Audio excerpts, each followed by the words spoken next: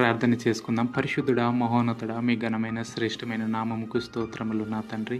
ఈ ఉదయకాల సమయంలో ప్రార్థనలో ఏకీభవిస్తున్న ప్రతి ఒక్కరు మీ చేతులకు అప్పచెప్తున్నాను దేవా.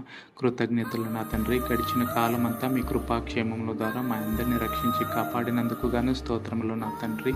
ఈ ఉదయకాల సమయం అందు కూడా మీరే మాకు తోడుగా నీడగా ఉండి కాపాడండి దేవా. తండ్రి, చదువుకుంటున్నటువంటి ప్రతి బిడ్డకునైనా మీరు ఆశీర్వాదం ఇవ్వండి నా తండ్రి. మంచి జ్ఞానమును దయచేయండి నా తండ్రి.